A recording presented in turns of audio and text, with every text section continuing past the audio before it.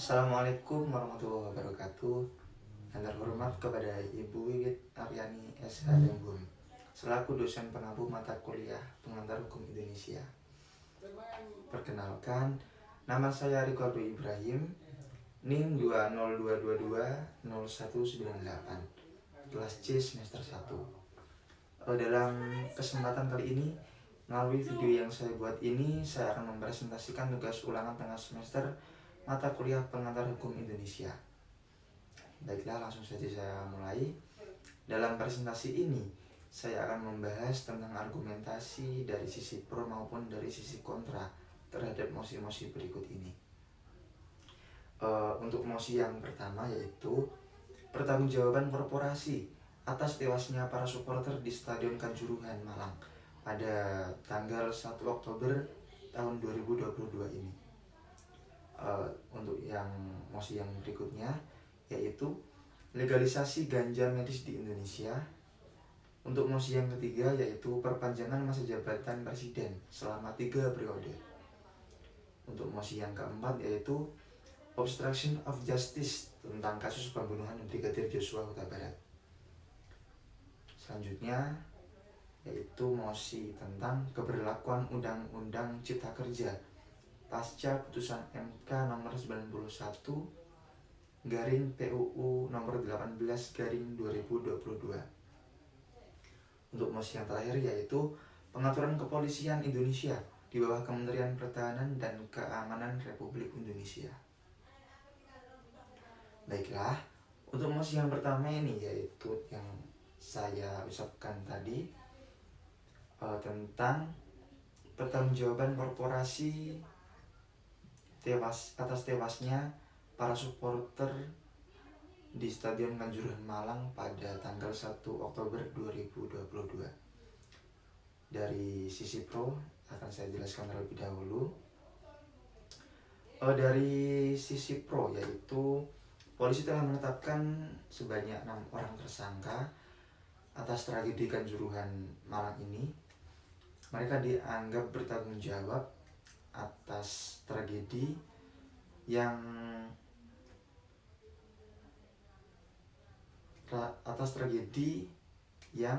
terjadi setelah dihelatnya pertandingan antara Arema FC melawan Persebaya di Stadion Kanjuruhan.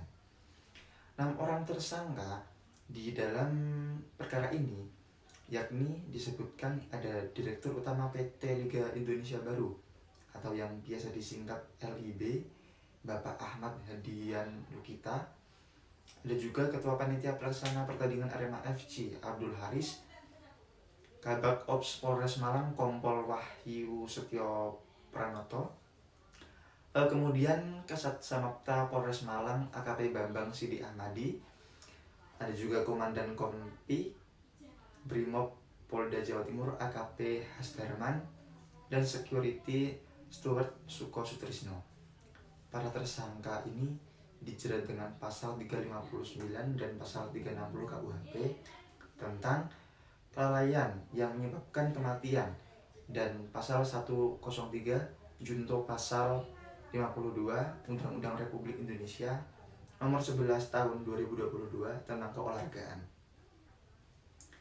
Baik, yang dari sisi kontra yaitu Kepala Divisi atau Kadif Humas Polri Bapak Irjen Pol Dedi Prasetyo menyebut bahwa banyaknya korban tewas dalam tragedi Kanjuruhan bukan disebabkan karena gas air mata, melainkan kekurangan oksigen saat berhimpitan dan berdesak-desakan.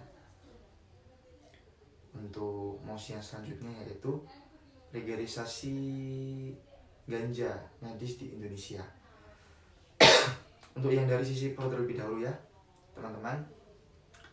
Yang dari sisi pro yaitu dalam salah satu persidangan perkara Undang-Undang Narkotika yang digelar oleh Mahkamah Konstitusi pada Agustus tahun 2021 kemarin, staf pengajar di Imperial College London Drug Science Tuan David Nat mengatakan penggunaan ganja untuk medis atau cannabis medis aman bagi pasien dengan penyakit tertentu. Menurut David, keamanan dari cannabis medis salah satunya terbukti dari banyaknya pasien yang menderita epilepsi di berbagai negara yang oleh tenaga medis diberi resep obat tersebut. Untuk yang dari sisi kontra yaitu sementara dalam persidangan lainnya, Guru Besar Farmakologi dari Universitas Indonesia, Bapak Rianto Setiabudi, tak setuju jika ganja dilegalkan untuk pengobatan. Menurutnya, sikap konservatif lebih baik karena manfaat yang ditawarkan belum seimbang dengan risiko yang mungkin timbul karena penggunaan ganja sebagai obat. Bapak Rianto juga mengaku belum sependapat dengan hasil-hasil penelitian yang menunjukkan manfaat ganja untuk keperluan medis. Selanjutnya, mosi tentang perpanjangan masa jabatan presiden selama 3 periode. Saya jelaskan dari sisi pro terlebih dahulu.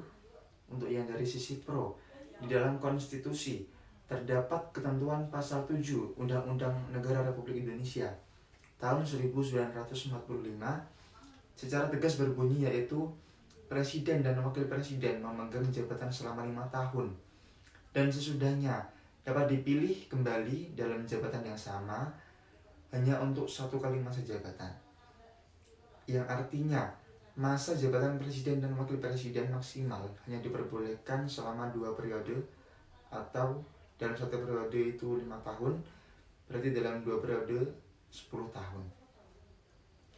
Untuk yang sisi kontra, saya jelaskan, beberapa politisi telah menyatakan dukungan untuk memperpanjang masa jabatan presiden, baik dengan menunda pemilihan 2024 atau mengubah konstitusi untuk menghapus batas 2 masa jabatan.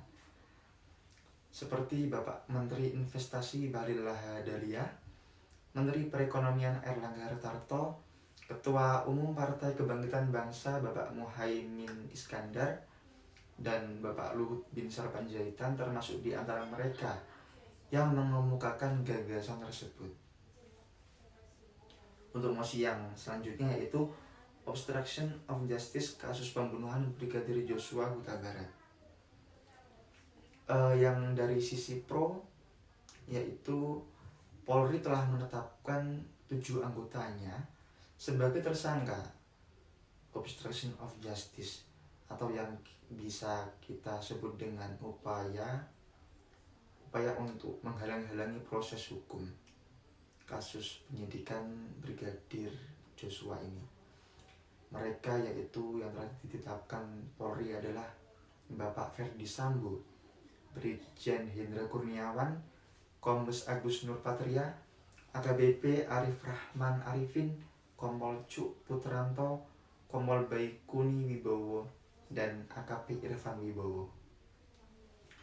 Dari sisi yang kontra, saya jelaskan, Ferdi Sambo didakwa bersalah karena beliau telah menyuruh melakukan dan turut serta melawan hukum, melakukan tindakan apapun yang berakibat terganggunya sistem elektronik.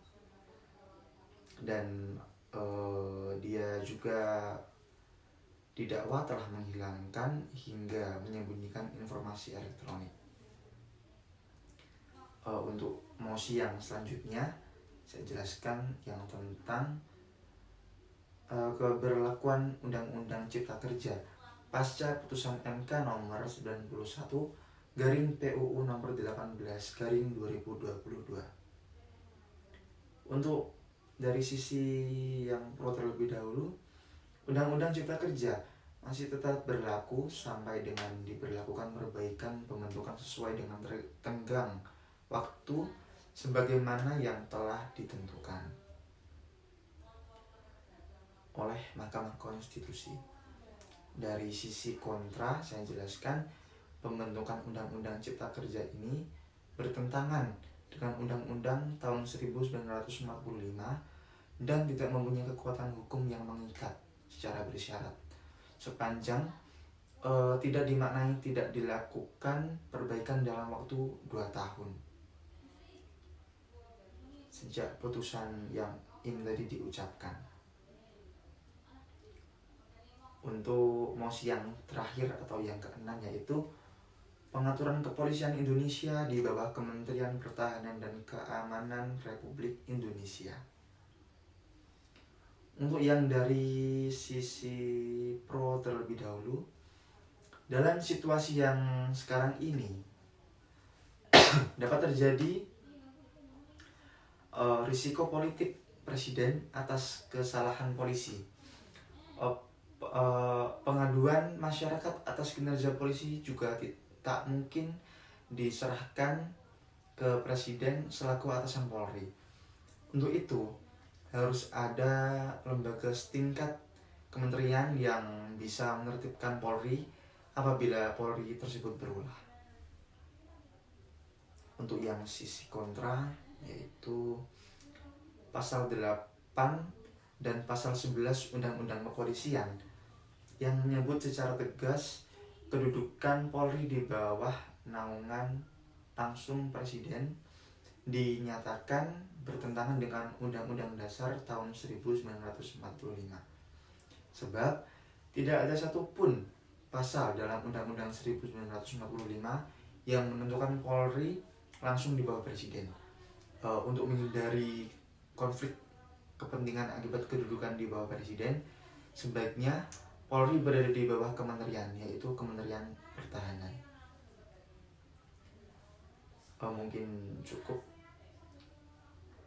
materi yang saya sampaikan. Selesai sudah materi ini. Mohon maaf apabila presentasi saya ada kekurangan ataupun kesalahan kata yang saya ucapkan. Demikian presentasi kali ini. Akhirul kalam. Wassalamualaikum warahmatullahi wabarakatuh. Salam sejahtera untuk kita semua.